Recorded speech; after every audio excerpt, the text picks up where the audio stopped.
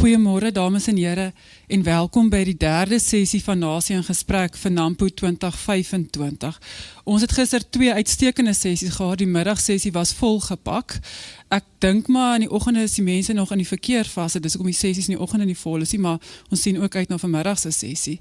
Vandag se sessie gaan oor volhoubaarheid. Nou volhoubaarheid is 'n realiteit, dis nie meer 'n buzzword wat iemand net sê, dis maar net iets wat ons moet doen nie. Dit is 'n realiteit in ons samelewing. So Moeder Teresa het gesê, as elke mens voor sy eie deur vee, gaan die hele wêreld skoon wees. So as elkeen net 'n bietjie doen, dan maak dit 'n groot impak. Nou, met volhoubaarheid is ons almal verantwoordelik ons moet seker maak dat die toekoms van ons omgewing volhoubaar en langslewend is. Want wat gaan daar oor wees ons nageslagte as ons nie daarna kyk nie? So ons sien uit na die sessie vandag oor volhoubaarheid en ons weet almal dit is 'n realiteit en ons almal het 'n verantwoordelikheid daarvoor. En Annie, dankie wat jy vandag se sessies vir ons gaan fasiliteer. Ons gaan net gou na 'n kort inleidende video kyk en dan gaan ek oorgie aan die paneel.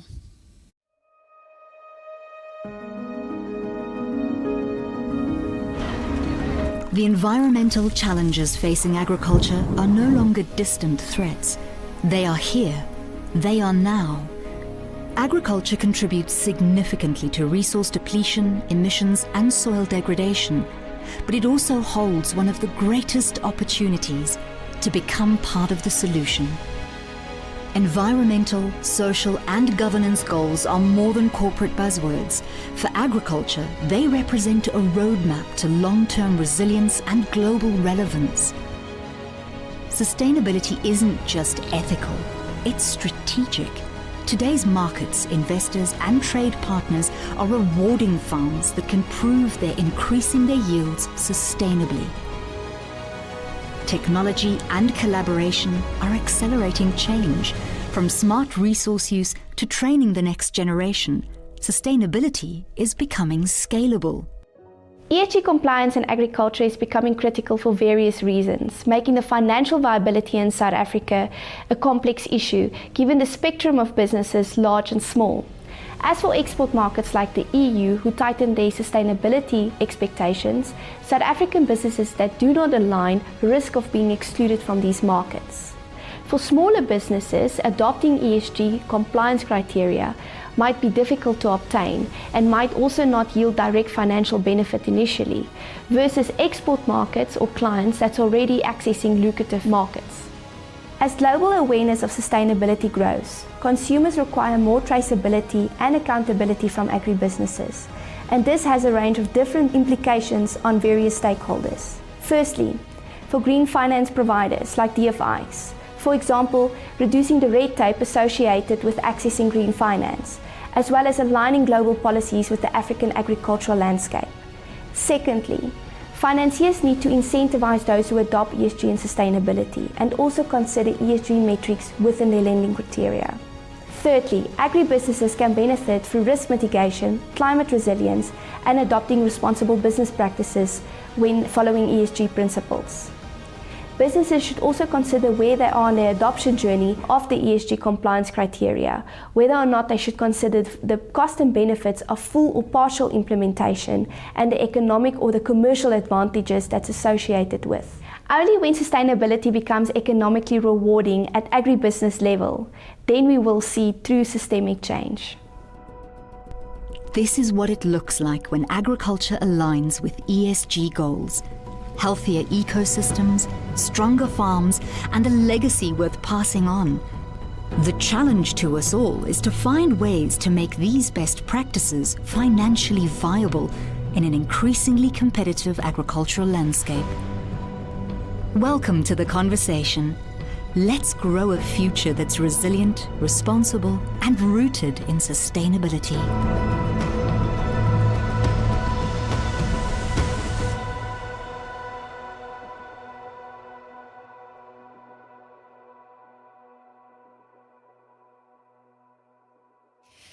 Good morning, everyone, both here in our audience and watching this discussion online. We appreciate not just your attendance, but your participation in these conversations that matter.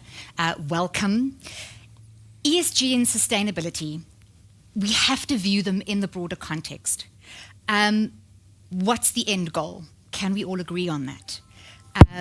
Each business comes to this journey from their own unique perspective. Do those align? Do consumers understand the practicalities, or are they just at this stage seeking to appease their collective conscience? Is it financially viable, and does that differ from business to business? How do we take global best practice and regulations like CBAM and apply them in our own context? How does sustainability look in South Africa with our resource restrictions and our consumer demands? How do we filter the end goal into bite-sized, practical, on-the-farm practices and achieve industry alignment in such diverse commodities, production zones, and farming levels? We're at the start of our sustainability journey, and that's despite the fact that farmers have for generations had a very innate understanding of their role as stewards of the environment, and by the very nature of the work that they do and their dependence on the environment, have been implementing sustainable practices long before it became a buzzword. But that journey in a formalized sense is only just starting. We're beginning to develop policies, practices, metrics, reporting criteria, and a measurable or quantified approach to sustainability. And each producer or agribusiness has to decide for themselves what is viable, what is scalable, what meets the objectives not just of environmental sustainability, but of business sustainability. It doesn't help all our farmers go out of business, but they're very green, right? And we're busy defining all of these concepts. It's incredibly complex right now. So we've invited some experts to help us with these definitions, to help us set those parameters, and to share their understanding. They are Professor Dani Jordan on my immediate left here, a senior lecturer at the Faculty of Natural and Agricultural Sciences at the University of Pretoria. Welcome, Professor. Thank you so much for your time today, for driving through all the way from Pretoria this morning. Herman de Kok, Executive for Mid-Corporate Coverage from Nedbank Commercial Banking, because financial sustainability and green finance is incredibly important. Thank you, Herman. Yolanda Andrach, Chief Operating Officer for Agri SA. We know you guys play an incredibly important role as organized agriculture. Thank you. And I love the green symbolic jacket. And then on the end, Kobus van Koller, a farmer from Viljoenskroon, just around the corner. And he's been applying conservation and regenerative agriculture in his crop farming business successfully for several years by integrating a livestock component and planting cover crops. And that's just a very small, very quick summary of how you approach it. Thank you, Kobus. Dankie dat jy ook vandag hier is. I want to start off the conversation this morning by asking, how do we reconcile two concepts, feeding the nation and protecting the environment, when these two goals often seem to pull in opposite directions? And I'm going to give each of our panelists a chance to briefly respond to that before we get into the granular issues at heart. Prof. Jordan, would you like to start? Thank you very much, Anda. Yeah, so I think that's an extremely critical issue, and I think it's at the heart of the South African situation. Is we've got this different dilemma between, for example, making sure that we've got food, we are food secure, and that food security obviously goes into affordability in a big way. And on the other hand, we've got a lot of pressure in terms of making sure that we've got sustainability, either from an institutional point of view, where we have to report what we're doing, and or practically is to make sure that we can keep on producing. So that's definitely a big challenge. And I think, as you've rightly said, for years we've been able to do that. But I think we have to temper our expectations, especially in terms of the sustainability journey that we are. And I think from my perspective, sustainability is in fact a journey. It's not a moment in time that will be sustainable. And we have to go through a process to be able to get there. And I think it's especially true in the South African case, where we have this dilemma to make sure that we are strategically able to make sure everybody's got food, and at the same time that we are preserving our environment. And that's, I think, that the unique challenge that we have on our continent. And perhaps in other countries they don't have these challenges, which makes it a bit more easier for them to navigate this and also to require this from us. But I think that's really important to be appreciative of our context. Thank you. Herman. No, I think it's well said. It is about our context. And I think we need to just find the balance. Because, to be in a position to provide food on families' tables is in itself a sustainable goal. Because that contributes to social upliftment, to food security, to the promotion of dignity of people. So yes, sustainability and investment in it is important. It's critical. But we also have to make sure that there's a practical approach to this. And ultimately, as I'll talk on through this discussion, is it need to make economic sense. It's ultimately how it contributes to the bottom line. Can it contribute to the bottom line? And definitely it can. Great.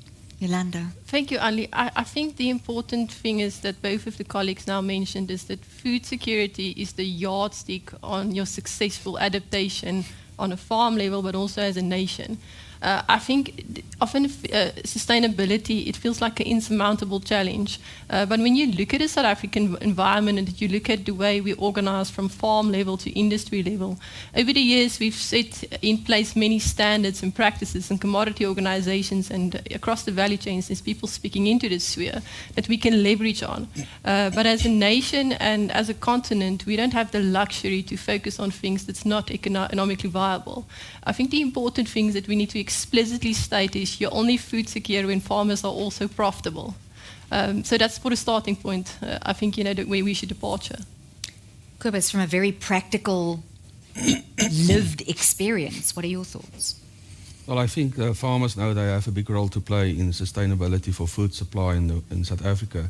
If you look around the world where war is active, it's because of two reasons, energy and food. So if we want to have a beautiful South Africa, we must produce food, cost effective also for the people. And that's not only the only job for the farmers. I think the institutes and financial sector must be involved in the action to stabilize it. Is farming in South Africa sustainable at this stage? I don't think so. Where I farm now, when I start farming, we was 29 farmers, we 5 left. So what's the reasons for that? There's a few reasons, so we must look at that. Absolutely. Professor Jordan, I'm going to start with you again, not just because you're closest, because we agreed when you made it just in time for the conversation that I'd be passing the hardest questions to you. What strategies have proven most effective in water conservation? And I want to start with water because in terms of the green sustainable journey, we're looking at resource optimization. So what strategies have proven most effective in conserving water at a commercial scale? And what are some of the barriers to adoption? Yeah, so I think, water is obviously a nice proxy to start off with because it's really quite obvious. And I think over time we've seen that, and if we even look at the South African context, at some point we were using water very generously across a range of crops. But I think as the cost of water has increased, the cost of land has increased, we really have been challenged to get ourselves into a position where we are able to use those resources very effectively. And I think a lot of the transition that we've seen on farms, where farmers have gone from flood irrigation, for example, right through to drip irrigation, and using technology to manage water, to measure, etc. So the whole technology space and the infrastructure that's been developed to be able to get us to that space, I think that's been a real useful tool for us to start using water way more effectively than before. So I think it's to be more concerned firstly, and then also more attentive on how we use the resources, and making sure that the way that we are using those resources is the most effective that we can do. So it's about management on the one sense, and then also making sure that we use technology to be able to get us to a place where we are way more efficient in our water use. And I think it's a good journey. I think a lot of our horticultural sector in the country can actually attest to the difference they've seen in their water use and how effective they are in water use. And of course, it's coupled to all of the institutions that do the research to be able to drive the management of water and also the technologies in terms of irrigation, etc. And of course, we also have to weigh up the messaging out there, because we're dealing with an age of instant communication. We are seeing a lot of activism out there, and a lot of that activism is targeted towards agriculture as this environmental perpetrator. And perhaps we need to reinforce the message of balance that a couple of you mentioned in your initial responses, to say you can't throw the baby out with the bathwater and say in dryland areas now we need to cancel, in terms of cancel culture, water-intensive crops, or because we want to reduce our carbon footprint, now cattle farming is, persona non grata, correct? As a general... Yeah, I think... the way you started the statement is setting the landscape for making emotive decisions. And I think that's the challenge. We need to understand that exactly, you have crops that are water intensive use of water, and it's more about understanding the finite of capacity of natural resources, and how do we use that responsibly, but also strategically to increase production. I think, the South African farmer has over the years actually demonstrated how, not necessarily through natural resources, but that as well, but other limitations, policy, etc., that despite that, they can be enormously productive compared to international standards. And I think it's about that, to apply a balanced strategic view on investment in sustainability in your farming operation, and ultimately how that ensures improvement of your bottom line, in other words, sustain your business, but also contribute to food security. While we're on that point, let's just touch on incentives, because that's a big driver. We're going to talk about green finance woven throughout the discussion, but are there currently sufficient incentives to make this process more, not just more appetizing, but more sustainable in a business sense for producers? Well, from a bank's point of view, I'll be the first to say that not enough. I think there's still a lot of opportunity to actually take, can I call it the ESG or sustainable strategy of a farming operation, or than any type of operation, and through that strategy, and test whether it does improve the profitability and the sustainability of the business, which obviously then builds a case of credit servicing and debt servicing. And then there should be incentive, because actually you've improved the risk profile of the organization. So, but if we talk about the contribution from financing institutions now, it is obviously providing financial products that we structure in such a way that it is cash flow friendly, actually increasing tenures on certain investments that are financed. But there can be more done on the rates because of a better risk profile. I think what is just very important, maybe we can elaborate on that a bit later on, is just how do you approach sustainable investment? Because I think the panel will agree, it's not about just a tunnel vision, I need to provide alternative energy on my farm. It's a whole end-to-end integrated view that you need to take, and water, alternative energy, soil health, etc., all of that plays a role. So that's also what I think that the bank, and especially Nedbank, are working on and would like to see, is not just a financing solution on water or energy, but a financing solution for a total sustainable plan on a farming operation. Technology is one of our biggest allies in terms of implementing that integrated approach. And we're going to rely very heavily on it in terms of reporting, metrics. Is it accessible to most South African farmers, Yolanda? Only, I think just to make it practical, when you think of financing as a process, right, there's 4 key touch points where there's ESG information or sustainability information being considered. And the first thing is to say, within a bank, and Herman, there's many financial colleagues here can confirm this, but there's policies that say this is how we define sustainability, this is how it's affecting our financing process, and this is how we engage with our clients. Now, that's important because there's a regulatory component to sustainability and ESG that's considered within the banks, and that's not new. So again, to the point of what we focus on today and the evolution of sustainability in our country is there's a clear regulatory baseline on what's being considered. Then there's key thematic, sensitive kind of things that's being considered, and then there's value chain or in subsector specific things that's being increasingly considered, and then that's the first bucket, policy. The second bucket is to say ESG assessments is in various levels of maturity being implemented by the banks in South Africa. And what that means is ESG information, both on a bucket level, on a practice level. If you think of a farm, the way that you engage with the environment, the way that you engage with people on your farm and your community members, as well as your governance structures, those things, these data points that's being captured, and those information is increasingly being considered on a credit level. Now again, it's important to remember South African banks have been considering environmental information in particular for a very long time. So farmers are aware of these things and they have been capturing information on this, but not in the formal way which we are seeing now unfolding.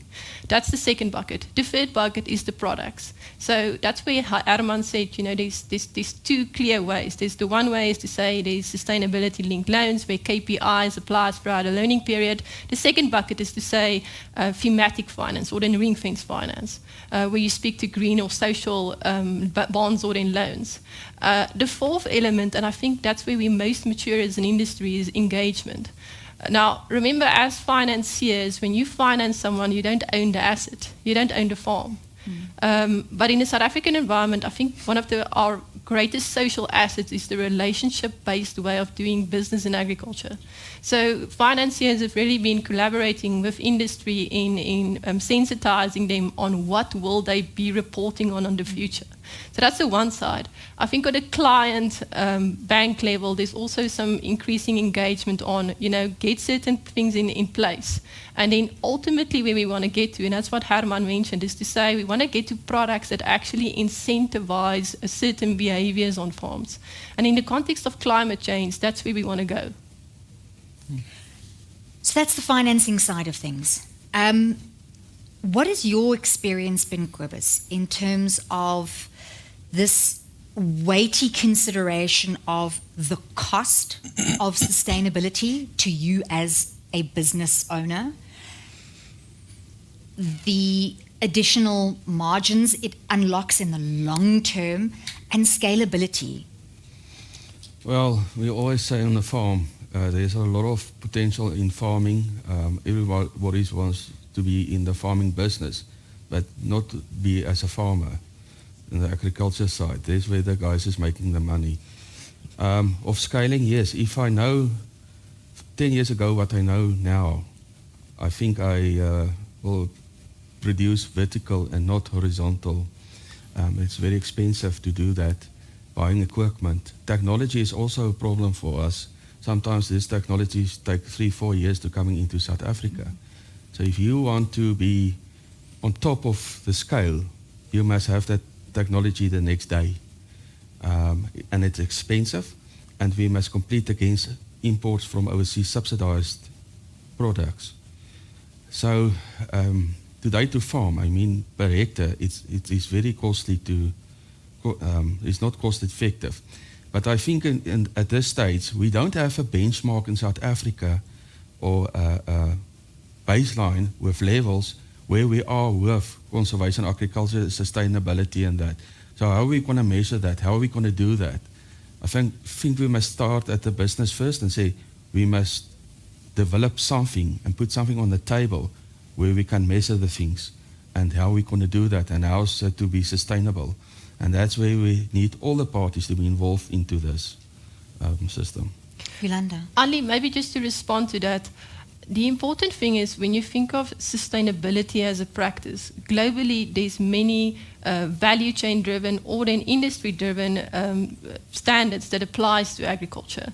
The important thing is within the ecosystem of agriculture, there's financiers, there's insurance companies, there's retailers, and all of them have the definitions and certain data points that they focus on for sustainability.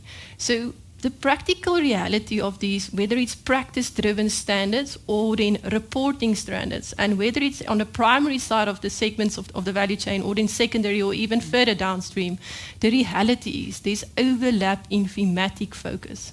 And to Kobus's point of we don't have a benchmark, when you actually back engineer with, you go through all that standards and you get to a farm and you say, listen, all the things that's being mentioned in these standards is on a global level, to a large extent is already being covered. So even in the absence of a standard, it is important to say that farmers do know what to focus on. I think various commodity organizations have been actively trying to put a standard in place, but we should always remember that it coexists with the standards in the procurement industry. So if you think of South African retailers, there's many data points that's being captured by them. The same in the FMCG and the same in the banking industry. The critical thing to build on Kobus's point is to say we need to work towards alignment. And that links to your earlier point of technology helping us to do that. Prof. Jordan, I want to come to you. We've heard from Kobus about the cost. Let's talk about smaller scale operations, whether it's a smaller scale commercial operation or whether it is in the developmental space. We cannot only speak to commercial farmers when we talk about sustainability. We need to get to a point where even smaller scale farmers can achieve the same level of reporting, incentives, sharing data with the broader industry and getting the benefit of the shared data around sustainability. Is that still 20, 30 years down the pipeline, or are we there already? Yeah, and I think it's, again, a critical issue to touch on, and I just want to sort of take one step back on this. And the reason why we're obviously talking about sustainability is because of the potential risks that come with climate change.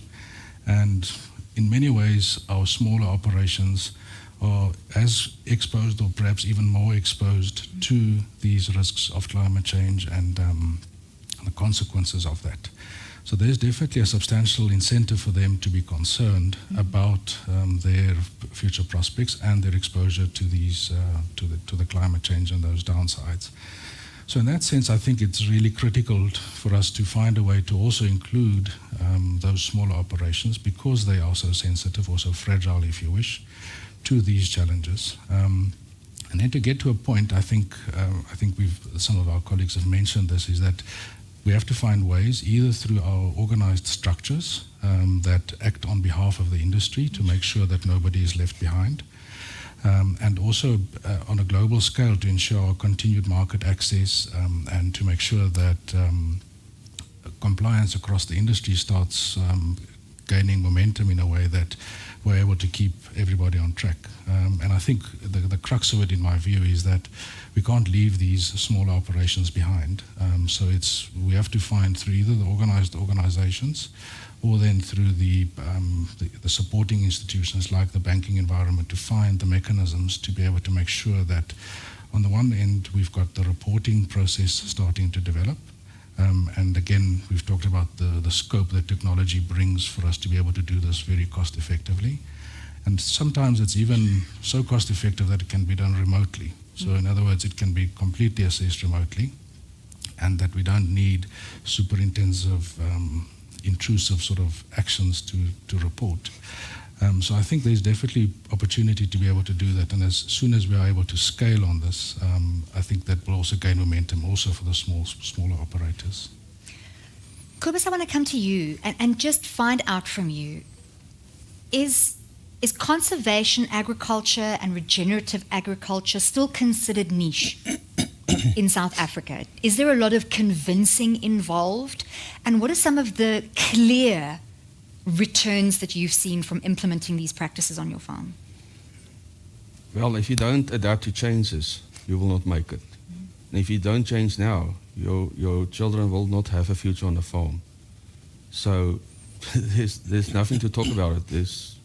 We must do that. Otherwise, we're in big trouble. But there are certain ways how to do that. There's a word, no-till, they used. That's a dangerous word because no-till is only a little part of what is happening in conservation. There's a whole thing around integration, cover crops, livestock, and all that. And for small-scale farming, that is actually the only thing for them to survive in the future. So definitely we must look at that. Yeah, there's a lot of research being done at this stage. Also with small-scale farming where we do some research on that and see where we can get them profitable.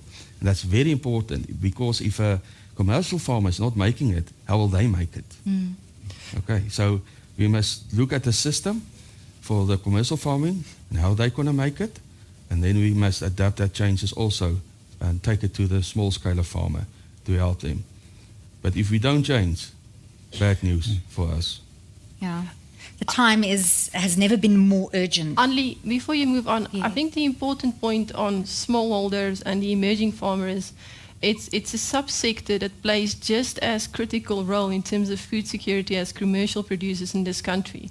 And often when you talk about sustainability or ESG, you take a strong compliance role or a strong practice role that applies to commercial farmers, and you say this should now apply to smallholder farmers. In the context of food security and sustainability as a country, that is not the case.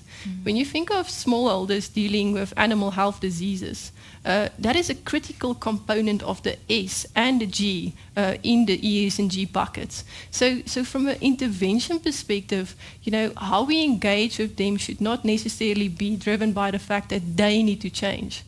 There's already levers that we can pull, and we are relying on them. Things like, fertilizers are changing. The composition of it is changing. Genetic improvement, seed technology. I mean, many of the grain farmers will tell you, over the last decade, maize and soya yields has increased by 30% due to seed technology. So if you think of the adaptation in the smallholder environment, I think we're over-relying in the sense that we're saying we should change their practices. There's many things in the agricultural value chain that is changing, allowing them to adapt with time. And for no reason should we rely solely on the fact that, ESG in agriculture is going to be a formalized process. This is an interdependent food system where we need to empower people to act in the way and in the sphere that they operate. I'd like to, you want to add to that? Yeah, no, I just want to add to it from a different angle, and that is, basically the concept is what you put in, produce more. And obviously, the input, part of the natural resources that we have, that's limited. So the more strategic use of it and smart use of it obviously contribute. And hence, earlier in our discussion on the access to data and the share of data and the alignment of a standard is key critical, and to ensure that it actually gets to all scales of farming. I wanted to come to you next and change tack slightly and talk about carbon markets. They sound great in theory, but are we building a new industry for consultants and brokers, or something that truly benefits farmers? The carbon market, and Nedbank has had experience in carbon trading, and I think the challenge there is where we currently are. It is a pioneering area, and you need to make it economically viable, significant scale. So at this stage, for your commercial scale farmer to get access and to benefit from that, I think from the scale that is required, it's still in the beginning phase. There's still a lot of development and momentum that we need to get in terms of that to ultimately make it economic viable. Yolanda, are we working on the right kinds of things to make it viable? Is that already in process, in collaboration with financial institutions?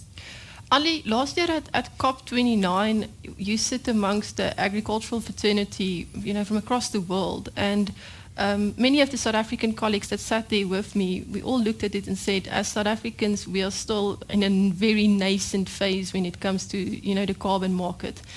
Some of our competitors in Latin America specifically are much more advanced on a product level, both from a public finance perspective, but also private financing that you see amongst commercial banks.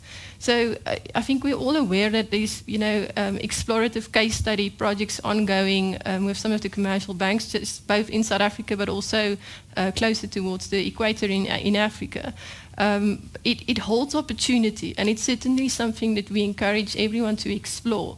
But at this stage, I think from a prioritization point of view, there's many building blocks that we need to get in place as an industry before we actually focus on that. In amongst looking at the complexities of sustainability itself, you have to look at where we are in history. And looking at the last 5 years, it's an extremely challenging time for farmers. COVID, the war in the Ukraine, pushing up fertilizer prices. The cost price squeeze on farmers is probably at its worst, Kobus, confirmed for me, in the last 20 years. Definitely. So given that context, Professor Jordan, who ultimately foots the bill for sustainability? Is it the farmers or the consumers? Because the farmers certainly can't afford it. Yeah, so again, that's an excellent question, and I think it also cuts to the heart of this issue because, again, sustainability is almost a social output that we're hoping for. And in this space, I think obviously there's a lot of challenge for farmers to either report better on what they're doing, but also to sort of move their practices. And a lot of the research that's out there on this talks about stranded assets and the risks or transition risks to move from one type of practices to the others. So there's definitely a cost in the value chain to change our practices. And so the key thing is obviously to find a way to make it easier for everybody to do and to do it in a way that is sustainable, if you wish. But ultimately there is a cost to each of the stakeholders, and to make sure that it is done in a fair way, I think is really challenging. And we have to ultimately make sure that everybody plays in this role, in this space. The key thing, of course, is that it's not necessarily a benefit that the consumers directly wish for when they are purchasing a product. You don't necessarily care in the supermarket whether it's got a sustainable label on it. But in the long term, we have to take care of our production system. So they definitely got a trickle-down effect from the consumers right through to the producers. Yes. And unfortunately, in terms of the export market, or your sort of higher LSM retail segment, people do use their purchasing power to make sustainable choices. Unfortunately, consumers are not always very well informed. Free range has got a lot of different meanings, and what it boils down to on a practical level isn't always the most sustainable. But then we have to look at our South African and African context, where food security is our biggest pressure, and the majority of our consumers want wholesome, nutritious, affordable food. And sustainability for them, it should be a primary concern because, as we've said, if we're not producing sustainably, we simply won't be food secure, or we will be worse off. But they're not purchasing with that in mind. So the consumer in South Africa is not paying, if I'm right, for sustainability efforts. That all falls in the value chain. So where is that cost going? Are the farmers absorbing the cost, Kobus? At this stage, yes, the farmers have subsidized the consumers because of that, and that's why we're in big trouble with the farming business. But I think what will help with that is education. There was a program on television, Lamb Champs, and that was very good for me to take that part of the farm to the consumer and show them what is happening actually on the farm. So maybe we must start educate the people and say, listen, the food you're getting in South Africa are excellent food. You will not get better overseas. Safe food, enough food. And I think they must start and realize they must paying a premium for that food.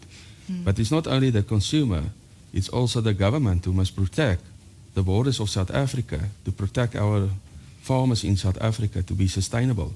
So everybody must be involved with that. It's not only the farmers, it's not only the consumer, it's not only the government, it's not only FNBs and all the banks and ABSAs and Netbank and whatsoever. But everybody have a role to play to protect this what we have in South Africa, because this is actually unique.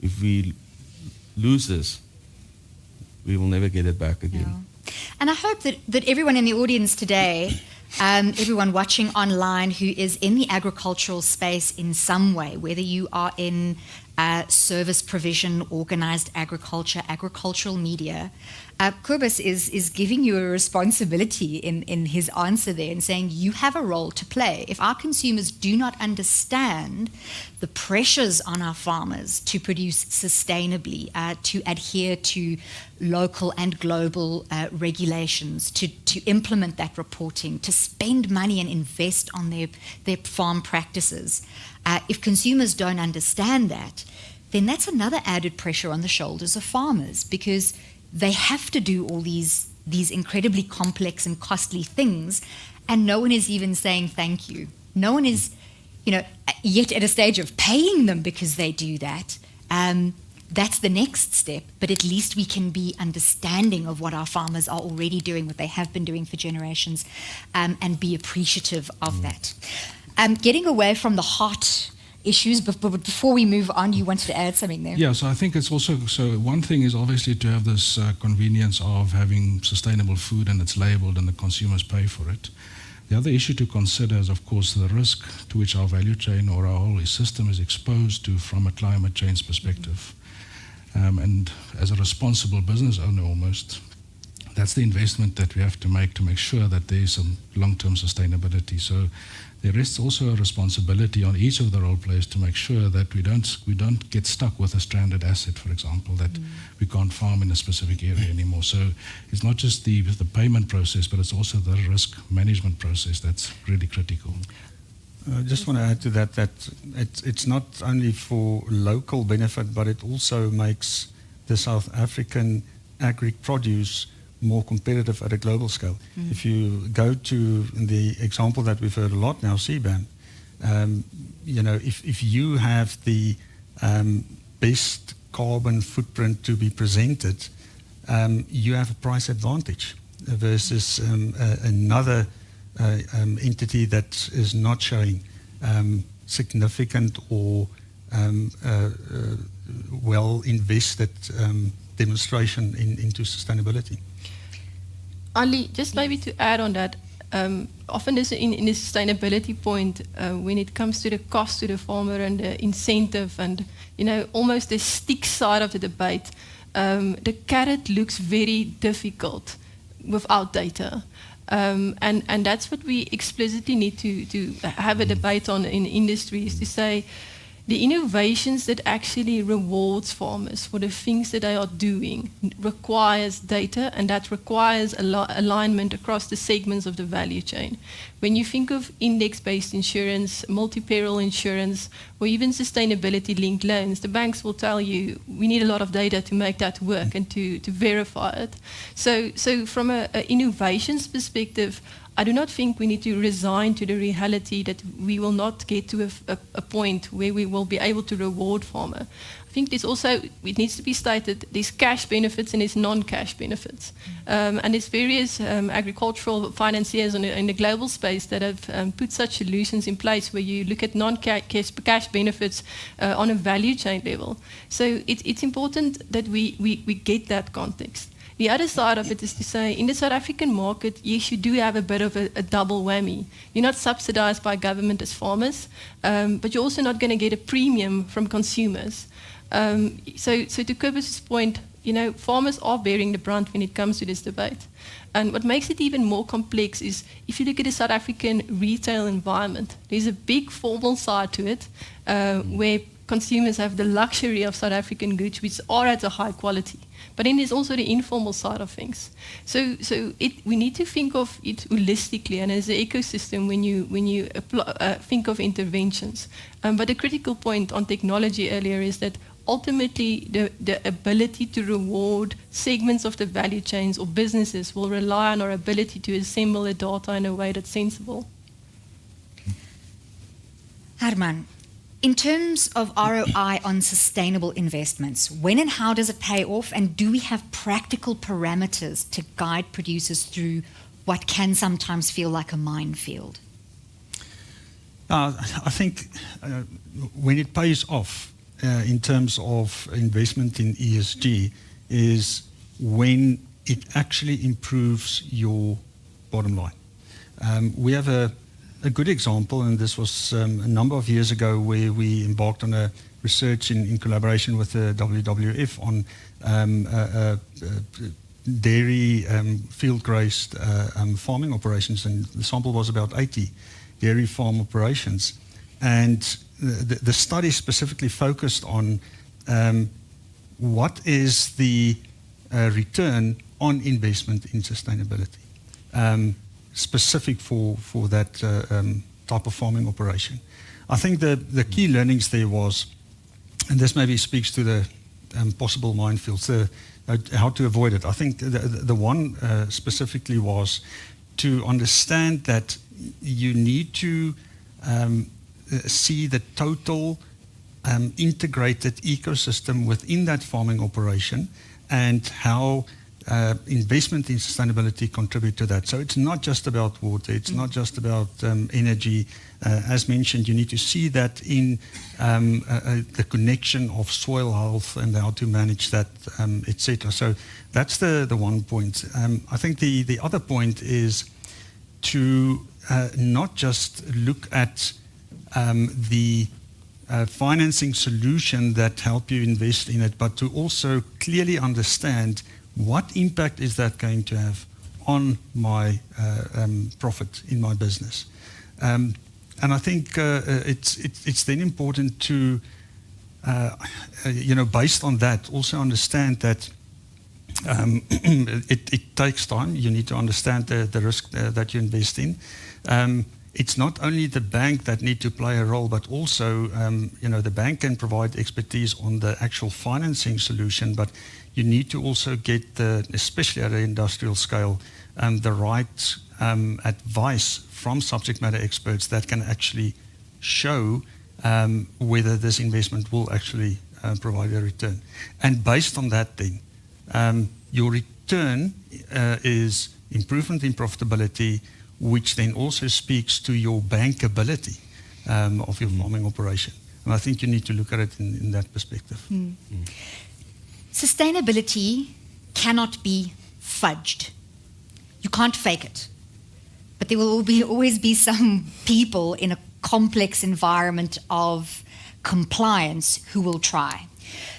Professor Jordan, directors are going to have increased duties in terms of managing climate-related risks and ensuring transparency in their disclosures. And failure to do that properly,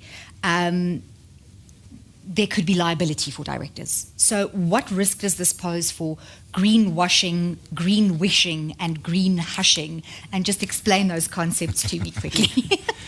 Yeah, so I think it's almost the starting point for me if we think about sustainability and our responsibility in this regard. So obviously sustainability stems again from this idea that our agricultural system is exposed to the risk of climate change, and some of it can be quite drastic. Some sectors might not be able to operate effectively anymore or might not be feasible anymore. In that regard, the directors of companies that are involved in this space are obviously obligated to be mindful and to guide companies in a direction to make sure that they navigate this sustainability landscape very carefully. And it obviously goes back to practical things. It's not just about the reporting, but how do we make sure that we avoid risks? How do we make sure that we get profits or are able to sustain our profits? So obviously I think there's a increasing pressure, and this is especially true already in more mature markets where this has already been legislated, where directors do become liable for the performance of the companies. And it's not related to just, as I said, the reporting part. It's also specifically related to issues about just navigating your risk. And because of the climate change risk and the links then to sustainability, there's definitely a bigger responsibility on directors. So, and as it becomes more legislated in our country, where the legislation becomes more specific about reporting guidelines and how to report, there's definitely a potential risk to directors in terms of navigating this, and it therefore requires them to be knowledgeable and understand how to navigate these challenges. So I think that's an important point. Of course, greenwashing, those are all issues which are very related, and it goes a little bit about the fact that, again, there's not alignment yet on what do we mean specifically. And so I think as, again, our space matures, we will all start getting onto the same place where we are talking about the same thing. That's one thing. The other thing is green wishing, is where you wish you were sustainable, but sometimes your ambitions maybe are way beyond what's practically possible. And so, again, from international research, we've learned that a lot of the promises that are made are actually being toned down quite a lot as we get to reality, to having to report and to get to a point where we can see that we're actually being effective in terms of our outcomes. And then obviously green hushing is, of course, where we are not really reporting, we're not really saying how far we are, and it's because, again, the environment is maybe not conducive for understanding where our baseline is, and then understanding that it's, although the baseline position might not be great, we're on a journey at least in some other direction. So again, the point being is that it's all about getting to a place where everybody's on the same page, and that we are all comfortable with sharing where we are and going through this process as a journey. And then I think, just to close off the point, is that it's becoming super essential also because of our responsibilities, and that those responsibilities sits, for example, in the companies that operate in this environment. Kobus, when farmers get together at Nampu, Farmers' Days, if you're watching rugby together, and I'm assuming farmers sort of group together, like-minded people, naturally align with each other. When you talk to other farmers, what are some of the major headaches that they're having with regards to the whole sustainability and ESG space, in terms of not just where their own businesses are, perhaps it's around policy alignment, it's maybe market access through exports. What, in your experience, keeps them up at night, besides climate change, because we know that's a huge one? That will be a long braai. Braais are always long when we only start braaiing at 9 o'clock. I think the most important thing that farmers is talking about is how to survive. They're always talking about the next year. The next year is coming. So how are you going to survive? How are you going to change? And change is a risk to do the changes. And what happened in Nampu is actually nice. There's a platform where the farmers on one day can see what is on the market, what technology is there, and then talk to each another and say, listen, what are you doing? What is working on your farm?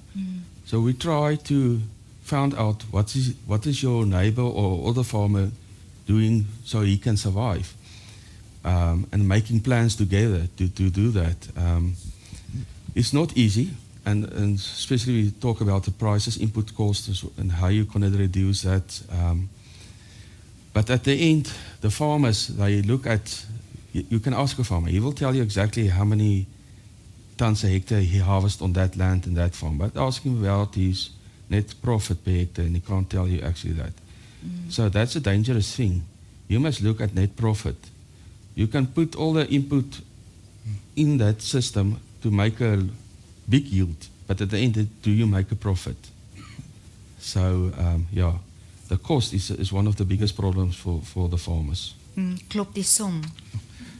And just to add on to that point, and I think this is extremely critical, especially in the South African context, again, is we really have to think about what are the priorities for farmers on a list of day-to-day things.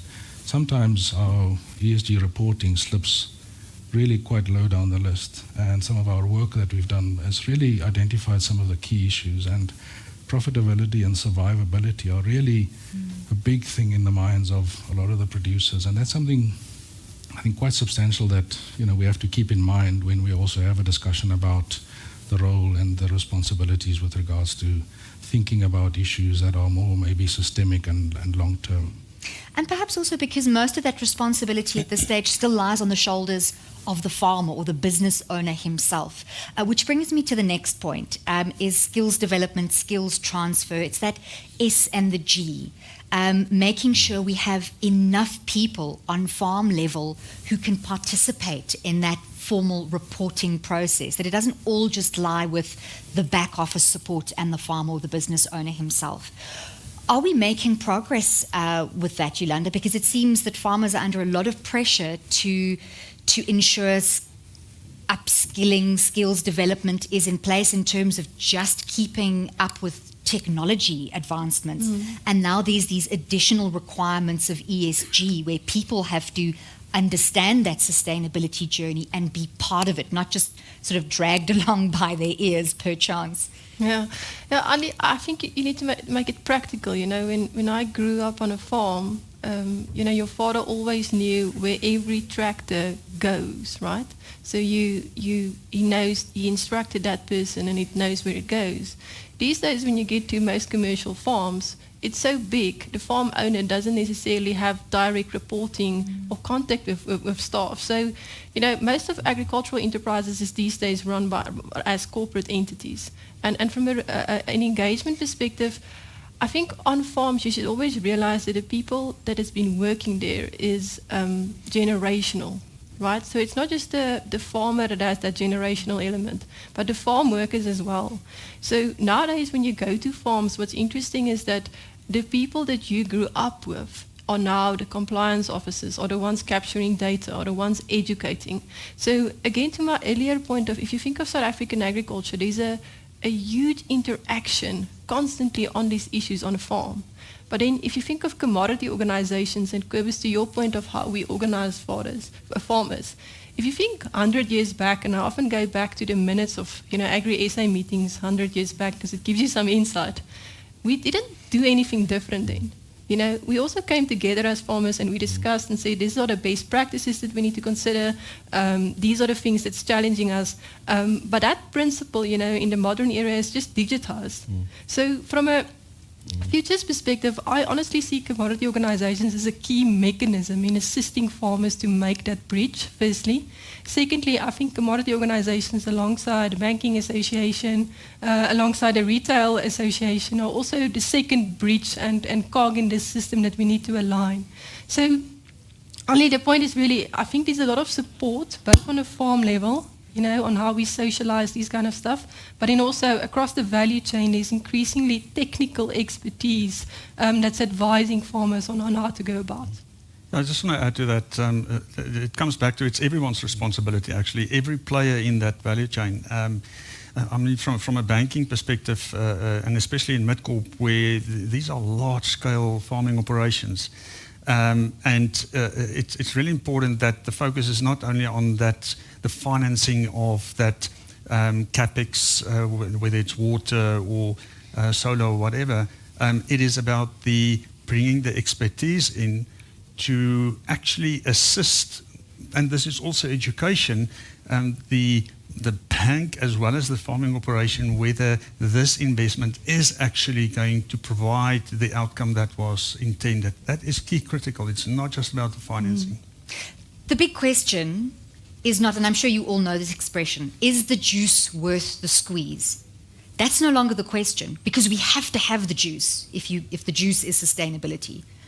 How do we make the juice worth the squeeze? Do we squeeze harder or softer or differently?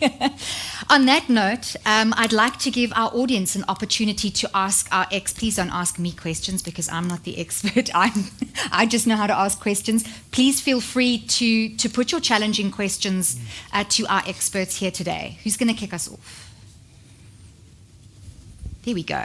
Thank you very much. Good morning. Excuse me. I'm Rishoketa Maipa, and I'm from Infrastructure South Africa.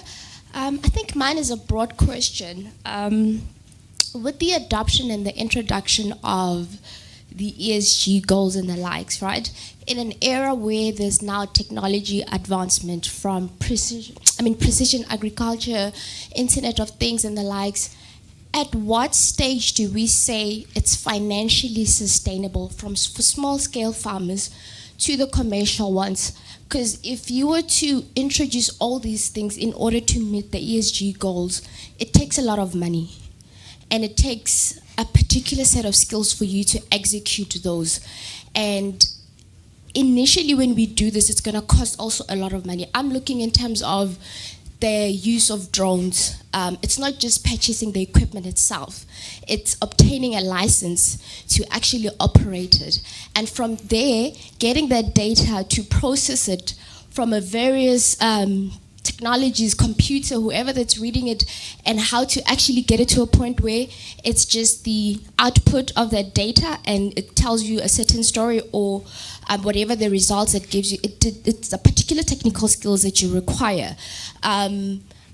Earlier on, they spoke about how they started as 29 farmers, now there's 5. So you can see that there's also a depreciation from that end in terms of who then gets involved into this farming.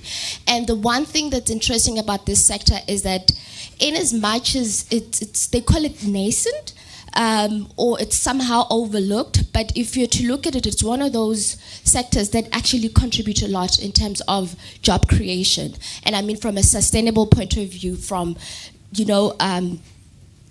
the origination of, or the early stages of farming all the way to benefit realization from a consumer's point of view. Where are we in terms of making sure that we still keep to job creation in that same numbers? How cost effective is it? I mean, I know there's incentives and the likes. It's quite a bundled up question, but I'm just interested to understand where are we in terms of making sure that going forward we are not threatening the job security while we are trying to solve other problems. Thank you.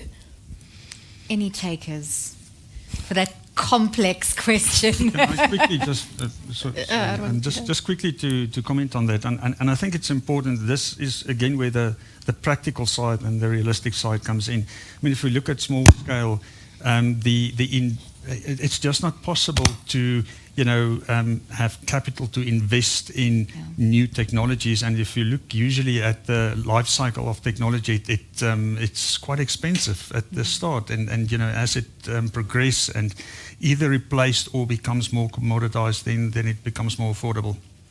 I think the important thing here is to invest in sustainability is not just about CapEx, but it's also about access to information and the sharing of that information and how that can actually help a small-scale farm operation to become more sustainable and increase its productivity. And everything else also needs to align, access to market, etc. Where are we in terms of that ability to access information? I think a lot still needs to be done to create that, especially in our digital era, to make it easy to access the right information to contribute to that farming operation. What is the most important thing for a farmer, even if it's a small-scale farmer? It's the soil health. Everything starts from the soil. So that's the most important thing, and that is why conservation agriculture is so important for us, because if you have good soil, healthy soil, I'm sure you will be profitable and sustainable with that. So how we come to perfect soil of healthy soil?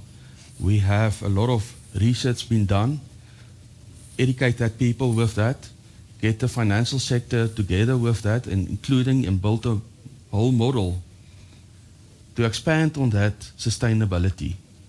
But the basic thing is we start with the soil for that commercial farmers. And then we add on all the research and all the advantages and all the information to help that guy through the system. I can't remember which farmer said it or on which program, but someone said, God het die grond een keer gemaak en so laat staan. It's a finite resource. We cannot refresh, remake, create more soil. What we have is what we have to work with. You can, boost it with supplement it to make it better, but this is what we've got to work with. Do we have more questions? Almarie, yes. We've got a microphone there for you. Thank you so much for the panel. My question is more directed to the farmers, Kobus specifically. We found that we had the whole discussion, Herman, on data, access to data, but the biggest challenge that we found is the sharing by the farmer of the data.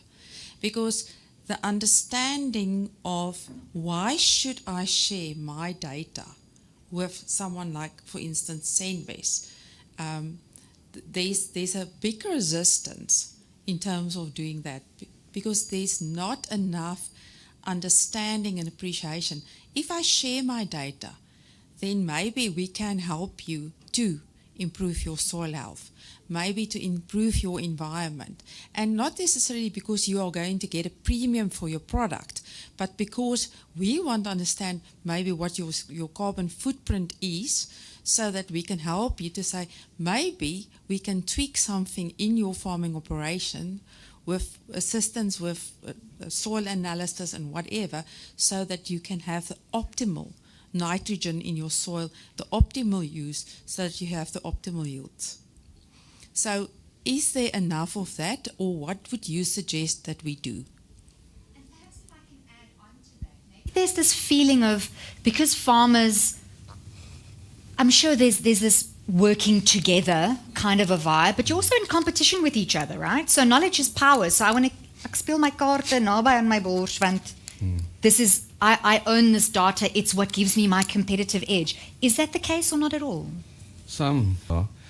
In the past, we take part in groups where we share the information as your labor cost, your input cost, and your yields and that stuff, and comparing it and see where you are on that benchmark. Are you above it or underneath that, and see are you profitable? So that's very important to take part in that. But sometimes it's an effort to give all that information, because you work with this data, and that guy is working with that data and put it together. That is work. That is, and farmers don't have that time anymore. I mean, I was last night till 11 o'clock in my office. And this morning, 4:30, I was sitting there again. So when are you doing this stuff? When so the time is a problem for farmers to get involved. But we have now beautiful programs and stuff like that, software where we can measure ourselves and see if we can effective. But to compare you is the most important thing. And well, you get farmers like me who likes to share information. There are a lot of them, Hendrik. So go to them and ask them. But we are if you're not a good farmer, your neighbor will buy you out. Yes. Okay. Yolanda, you wanted to add on to that, and then I'm going to come to our final question over there. Yes, Ali, there's an interesting example. In Canada, you're sitting with Farm Credit Canada, which is the land bank of Canada. So what they do is, and you can go check it out on their website, they actually pay you monetary $2,000 to just start capturing the data that applies to the industry standard, right? And that you think, okay, there's a defined standard. No, they partnered with the Cattlemen's Association, with Cargill, with Corteva, with John Deere, with all of those organizations is also recognizable in the South African market. So I asked some of the banking colleagues that side, so how do you go about this? And they said, Yolanda, the point is not to define a standard as a bank or as a corporate, but rather to see who's the leaders and the laggards in industry, and to converge around everyone that's leading. Because over time, you'll have a trickle-down effect. And obviously, yes, there will be gaps on, whether it's primary, secondary, or even in the retail side. But obviously, there'll be gaps. But over time, you'll see how the work that we're doing will filter down into the segments. So I think it's incredibly frustrating to farmers to capture this information. But we should never forget the responsible wool standard, CISA, WITA, all those people There's one retailer, and I'm sure you'll know which one, but I have more than 200 data points when it comes to sustainability that I capture on farms. So we're not working from a zero basis when it comes to these things. I think in the agronomy and the livestock space it is tougher because you guys don't have that exposure, especially to the export, the EU market, which allow those things to develop in the food industry. But from an industry perspective, we should recognize that we have building blocks in place. It's just a matter of seeing, how we evolve and ensuring there's alignment over time. It's a fluid journey. We're sending all our data to the cloud. We're still waiting for the clouds to bring the data down. We have another question from the audience. Good morning. As both a land owner and a life skill coach, I want to come back to our people. To have sustainability on our farms, we talked about our consumers as well as job creation. To me, it sometimes feels that we kind of forget that half our population is under 25, and working with youth on a regular basis.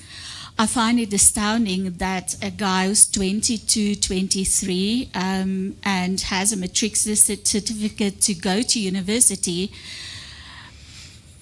learns from me having a holiday job on the farm why rain is important. So I am wondering, where do we go to have insight in how we can get involved to help our consumers and our future employees on farms, because I can promise you children don't have the skills. Young people don't learn the skills anymore. They go for a driver's license 10 to 15 times. So where are we going to get the tractor drivers for the future in this case? Because everything has to be upgraded and done a million times. Whereas in our generation, we all grew up on farms, you kind of never thought about going for your driver's license. It was kind of something you just did. So the skills we need for our workers in future, I feel just having agriculture as a school subject isn't going to make it. How are we working, the companies, the banks, some of the farmers I know, they do a lot of training with the employees, even the future generation. Where do we go to get involved? How do we get access to programs so that we can be, as communities, involved in sustainability practice? Here's something I can answer. On Friday morning, Grain SA has a session here at Nation in Conversation looking specifically at skills development and training. How government organizations, organized agriculture, tertiary or learning institutions can all work together with support from the entire value chain, all stakeholders in agriculture, whether it's primary production or secondary and private partnerships, to work exactly on that.